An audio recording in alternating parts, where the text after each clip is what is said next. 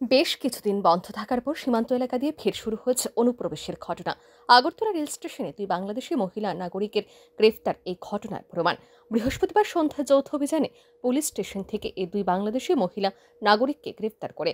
জানা গেছে, অন্যান্য দিনের মতো বৃহস্পতিবার সন্ধ্যাবেলাও জিআরপি থানার পুলিশ, আরপিএফ, বিএসএফ এবং অন্যান্য সিস্টার এজেন্সিগুলির আধিকারিকরা যৌথভাবে রেল স্টেশনে তল্লাশি অভিযান চালায়। অভিযানকালে দুই মহিলাকে দেখে পুলিশের সন্দেহ হয়। পুলিশ তাদের জিজ্ঞাসাবাদ করে।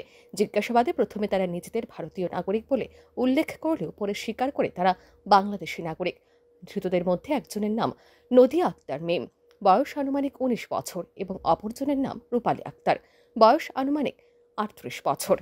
নদিয়ার বাড়ি বাংলাদেশের বরিশাল জেলায় এবং রূপালী আক্তারের বাড়ি বাংলাদেশের মানিকগঞ্জ জেলায়।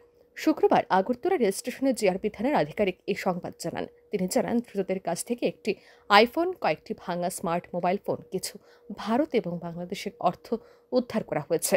তাদের বিরুদ্ধে বিএনএস, আইপিপি এবং ফরেনার অ্যাক্টে মামলা নিয়ে পুলিশ ঘটনা তদন্ত শুরু করেছে বলে জানান তিনি। জিআরপিএফ আধিকারিক আরও জানান, ধৃতদের শুক্রবার আদালতে সোপর্দ করা হবে।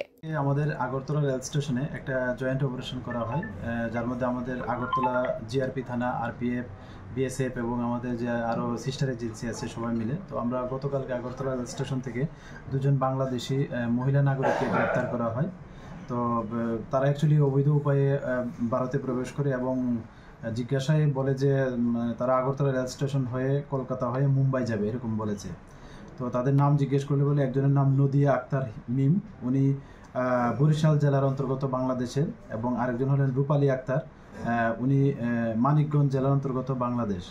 আর আমরা ওনাদের কাছ থেকে আইফোন পেয়েছি এবং কিছু ব্রুকেন স্মার্ট মোবাইল ফোনও পেয়েছি এবং কিছু ইন্ডিয়ান কারেন্সি, বাংলাদেশি কারেন্সিও পেয়েছি। তো আমরা গতকালকে ওনাদের এগেনস্টে আমাদের আগরতলা জিআরপি থানাতে একটা মামলা নেই, যার মধ্যে নতুন বিএনএস অ্যাক্ট, আইপিপি অ্যাক্ট এবং ফরেনার অ্যাক্ট আছে। তো আজকে আমরা ওনাদের মহামান্য আদালতে প্রেরণ করছি এবং আমরা দেখছি এবং এখনও ইন্টারোগেশন চলছে যে তাদের এই আসা যাওয়াতে কে বা কাহারা সহযোগিতা করছে বা করছেন। আমরা অবশ্যই তাদের আইডেন্টিফাই করে আইনের আওতায় আনবো। আগরতলা রেল স্টেশনের জিআরপি আধিকারিক আরও জানান, প্রাথমিক জিজ্ঞাসাবাদে ধৃতরা জানায়, বাংলাদেশের টাউট সেলিম এবং সুমনের সহযোগিতায় তারা অবৈধভাবে সীমান্ত পেরিয়ে ত্রিপুরায় প্রবেশ করে। কোনো সীমান্ত ডিঙিয়ে তারা ত্রিপুরায় প্রবেশ করেছে তা তদন্তের স্বার্থে এখনই বলতে নারাজ তিনি। এই অনুপ্রবেশের ঘটনায় তাদের সাহায্যকারী ভারতীয় টাউটদের নামধাম বের করতে জিজ্ঞাসাবাদ চালানো হচ্ছে বলে জানান তিনি। ব্যুরো রিপোর্ট, আর নিউজ।